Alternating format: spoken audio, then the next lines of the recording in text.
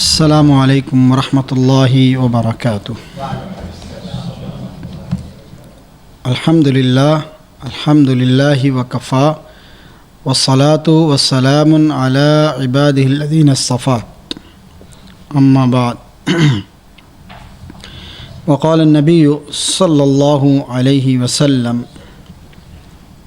اما یخشى الذی یرفع رأسہ قبل الامام ان یحول اللہ رأسہ رأس حمار او یجعل صورتہ صورت حمار۔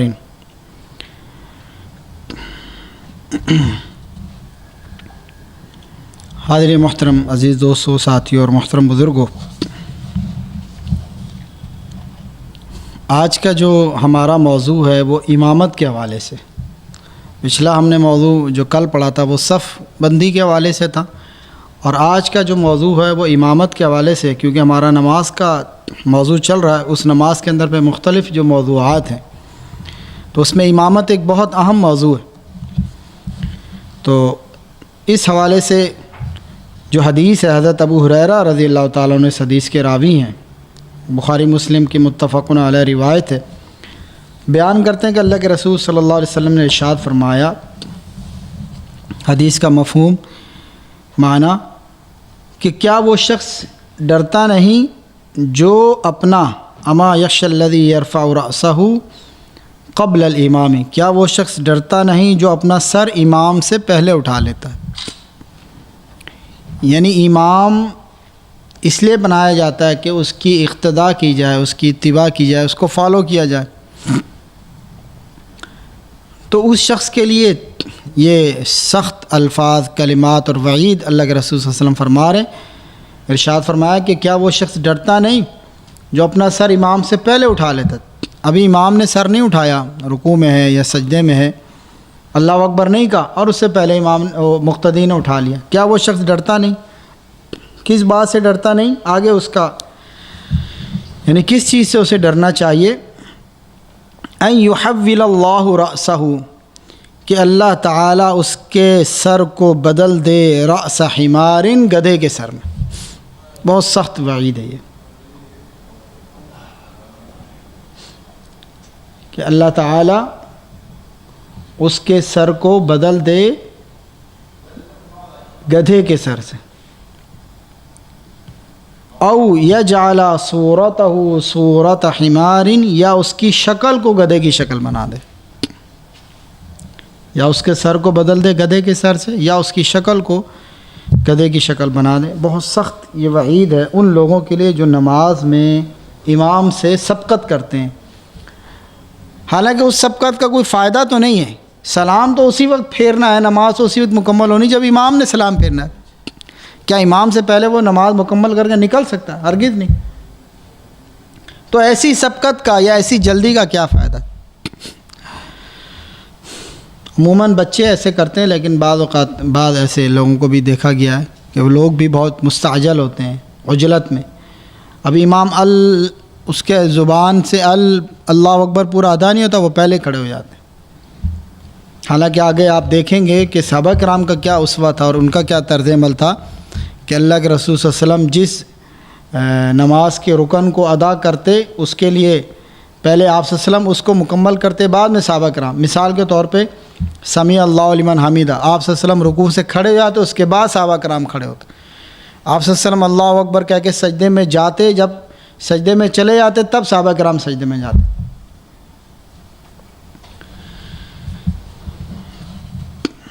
تو مفردات الحدیث جو اس حدیث کے جو مشکل الفاظ کے یا بعض الفاظ کے معنی، اما کیا نہیں، یخشا ڈرتا، یرفع اٹھاتا ہے، رأسہ اپنے سر کو، قبل الامام امام سے پہلے، یحول اللہ اللہ بدل دیتا ہے یا بدل دے گا، یجعل اللہ اللہ کر دیتا ہے یا بنا دیتا، حمار گدھا۔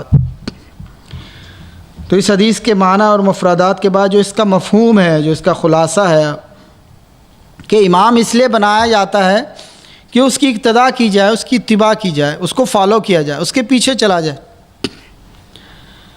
نماز کے دوران مقتدی کے جتنے بھی افعال ہیں، اس کی جتنے بھی نماز کی جو حرکات ہیں، وہ امام کے تابع ہونی چاہیے۔ وہ امام کے تابع ہونی چاہیے، نہ کہ امام سے مقدم ہونی چاہیے، ورنہ با جماعت نماز پڑھنے کا مقصد ہی فوت ہو جاتا ہے۔ اگر انسان یا کوئی نماز پڑھنے والا مقتدی نمازی جو ہے وہ امام سے سبقت کر رہا ہے، تو پھر با جماعت نماز پڑھنے کا تو فائدہ یا اس کا مقصد تو کچھ نہ رہا، پھر تو وہ اپنی الگ نماز پڑھے۔ اگر اس نے امام کو فالو نہیں کرنا، امام کے پیچھے نہیں چلنا، تو پھر با جماعت نماز کا کیا فائدہ؟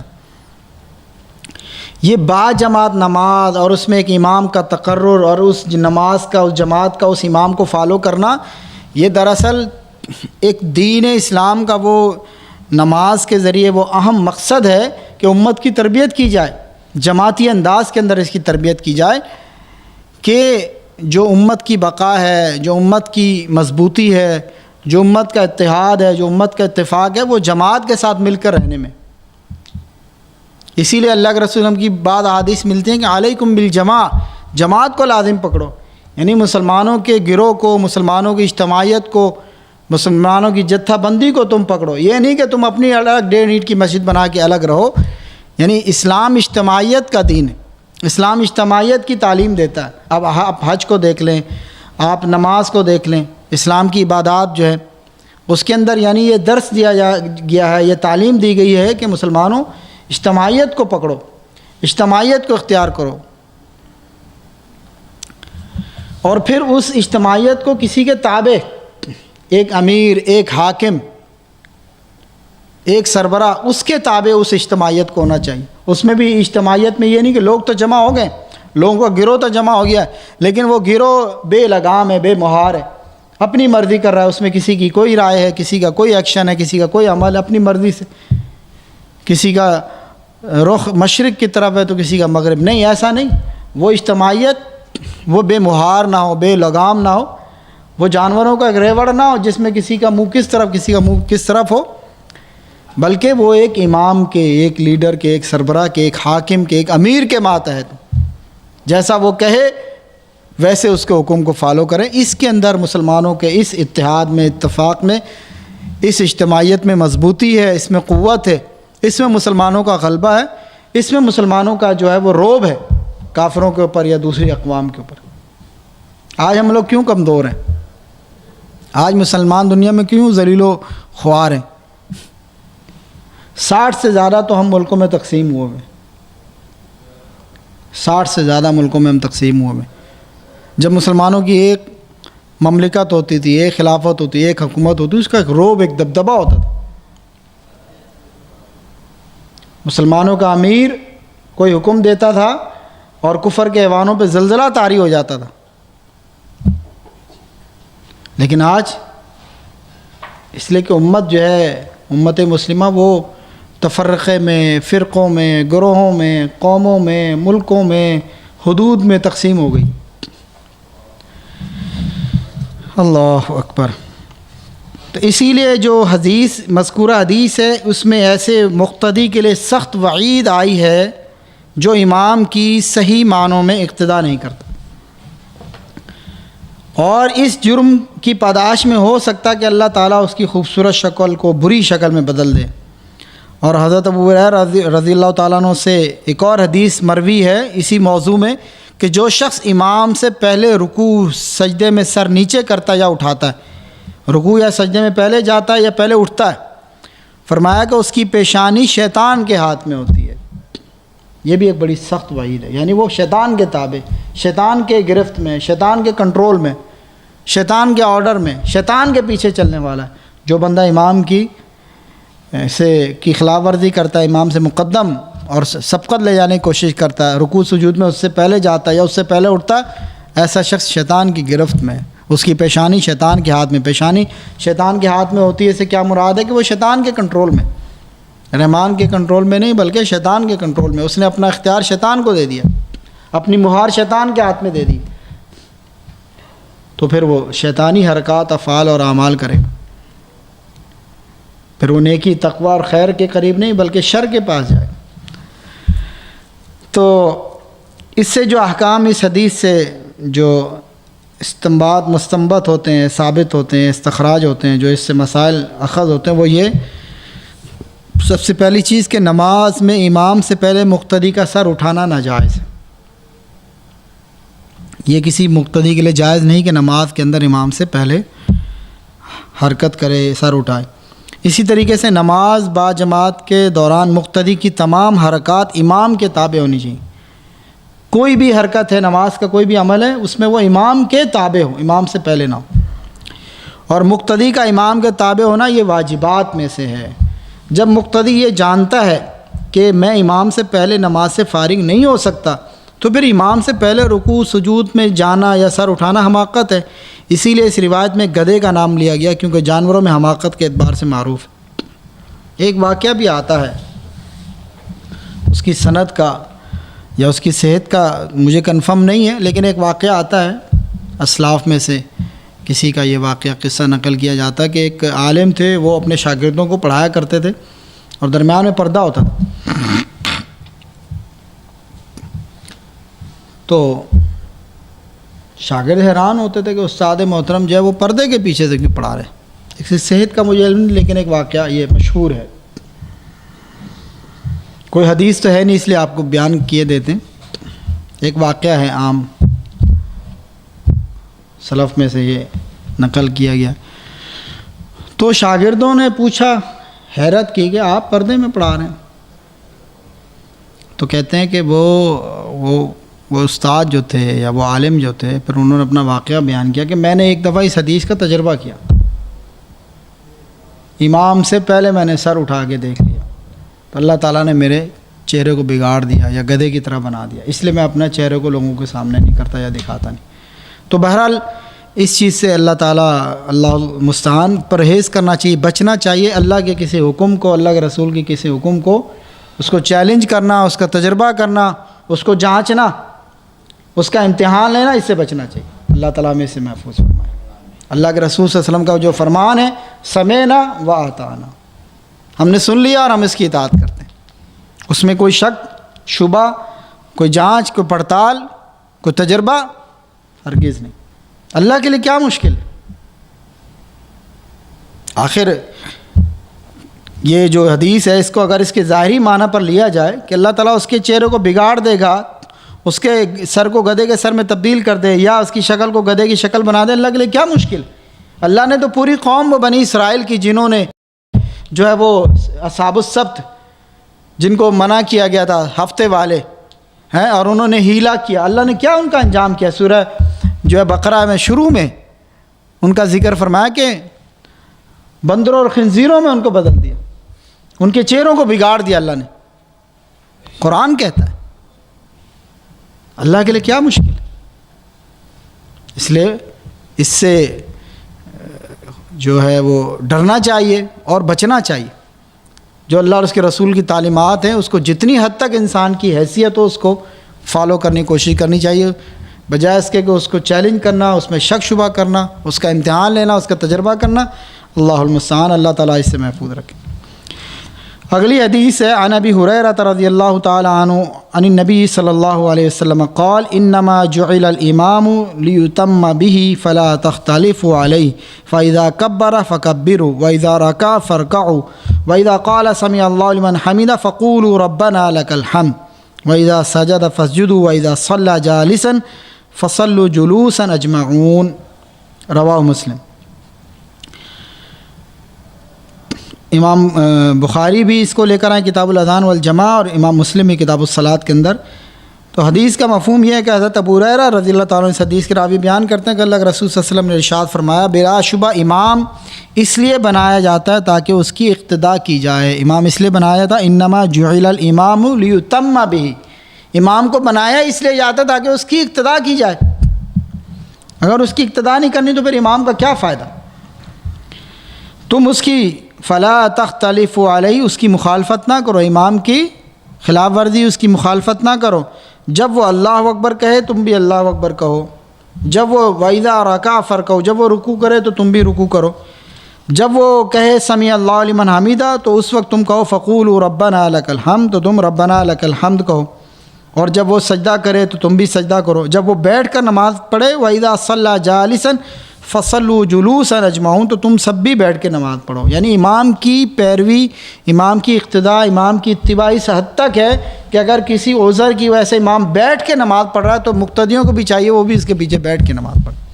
اور اس کی دلیل آگے ایک اور حدیث میں آ رہی کہ ایک موقع پہ اللہ کے رسول صلی اللہ علیہ وسلم کے ساتھ بھی ایسا ہوا کہ آپ نے بیٹھ کے نماز پڑھی تو پیچھے صحابہ کرام کو بھی آپ صلی اللہ علیہ وسلم نے بیٹھنے کا فرمایا.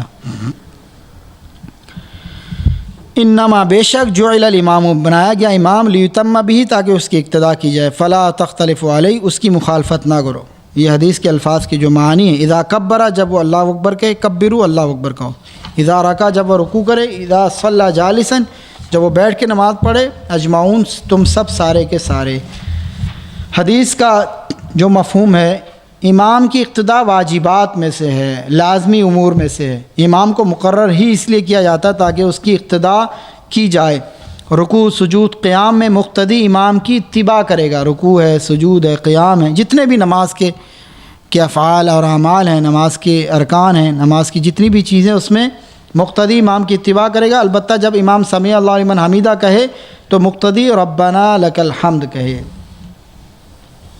اس میں تھوڑا سا اختلاف ہے. بعض لوگ کہتے ہیں کہ مقتدی کو بھی سمیع اللہ لمن حمیدہ کہنا چاہیے، لیکن راجح جو مسلک ہے وہ یہی ہے کہ مقتدی ربنا لک الحمد کہے. اس لیے کہ آپ وسلم کی جو حدیث ہے اس کے الفاظ بھی ہیں کہ جب امام کہے سمیع اللہ لمن حمیدہ فقولوا ربنا ولک الحمد، ربنا لک الحمد. کیونکہ پیچھے آپ نے فرمایا اللہ کے رسول نے اذا کبر فکبروا، جب امام اللہ اکبر کہے تم بھی اللہ اکبر کہو. لیکن یہاں فرمایا جب امام کہے سمیع اللہ لمن حمیدہ فقولوا ربنا لک الحمد، تو کہو ربنا لک الحمد.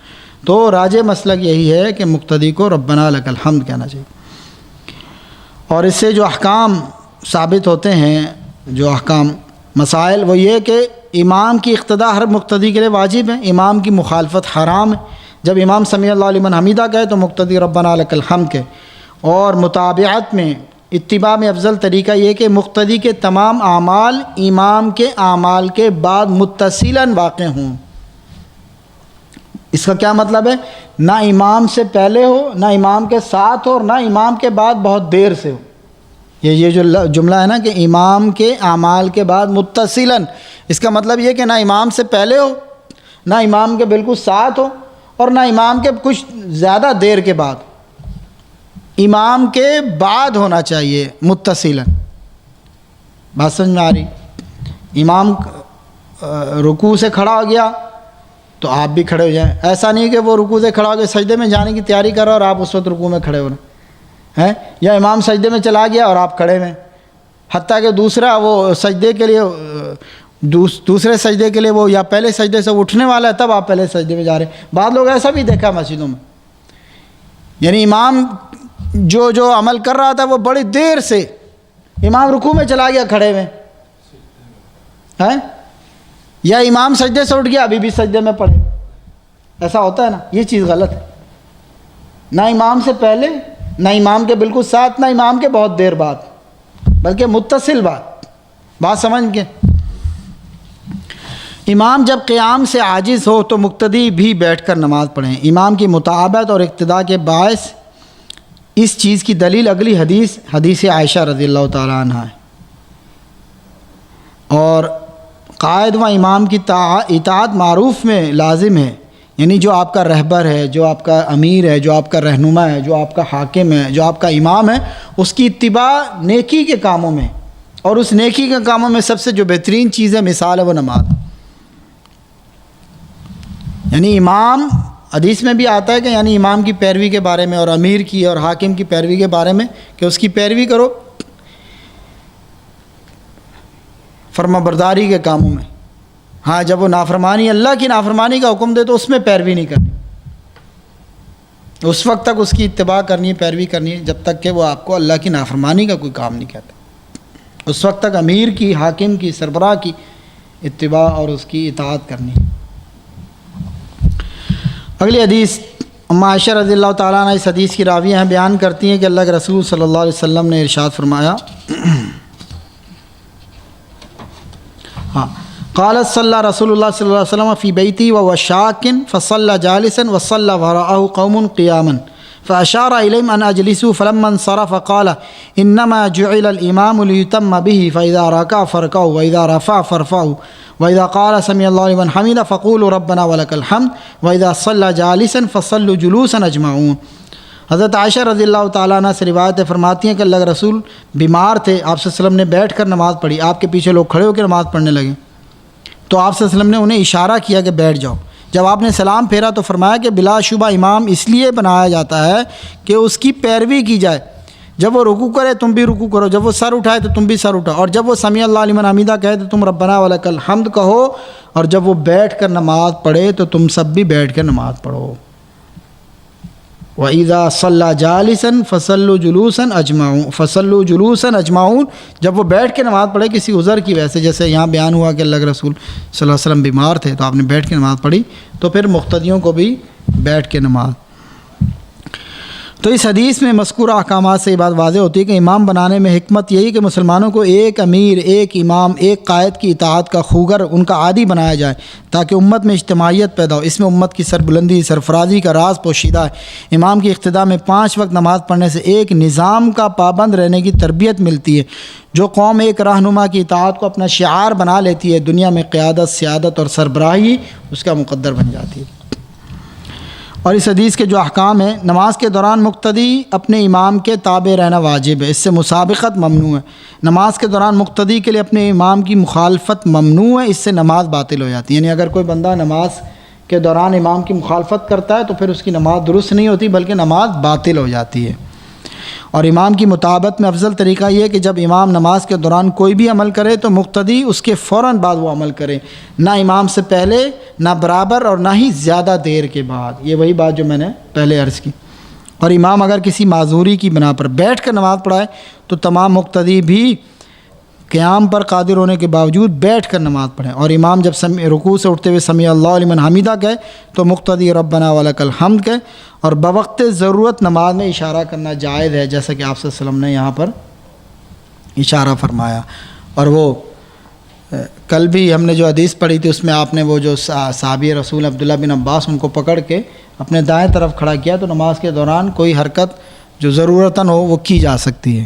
جیسے اس صحابی کو نماز کے دوران آپ نے، وہ غلط کھڑے ہو گئے تھے تو ان کو پکڑ کے نماز کے دوران ہی آپ نے اپنے دائیں جانب کھڑا کیا، تو نماز میں کوئی اشارہ کیا جا سکتا۔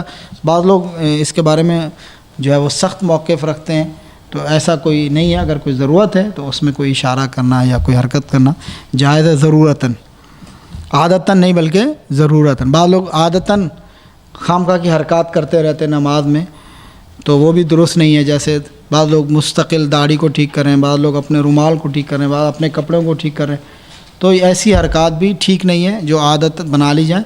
نماز میں جتنا زیادہ یعنی خشوع و خضوع اور جتنا زیادہ توجہ اللہ کی طرف ہو اتنا ہی زیادہ اس نماز کا ثواب اور اجر ہوتا ہے۔ اللہ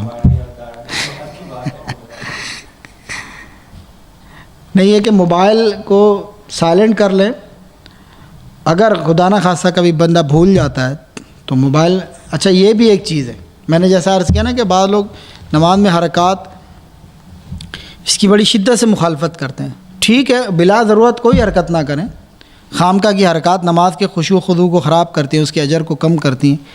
لیکن اگر ضرورت ہے، جیسا یہاں ضرورت تھی، جیسا وہ پچھلی حدیث میں جو آپ صلی اللہ علیہ وسلم نے صحابی کو کھڑا کیا، وہ ضرورت تھی۔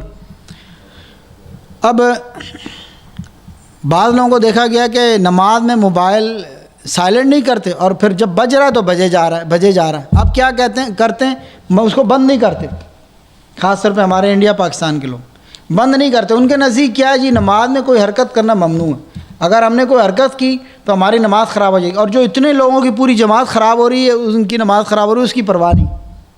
یہ بھی جو ہے نا طریقہ اور یہ رویہ مناسب نہیں ہے، یعنی اسراف و جو ہے ہم اس کے شکار ہیں نا، کہیں پہ ہم بہت زیادہ بڑھ جاتے ہیں، کہیں ہم بہت پیچھے ہو جاتے ہیں، تو یہ چیز بھی درست نہیں ہے۔ بھائی موبائل بجا جا رہا، آپ بھول گئے تو اس کو بند کرنا، اب تو خدا کے واسطے اس کو بند کر دو، ہیں؟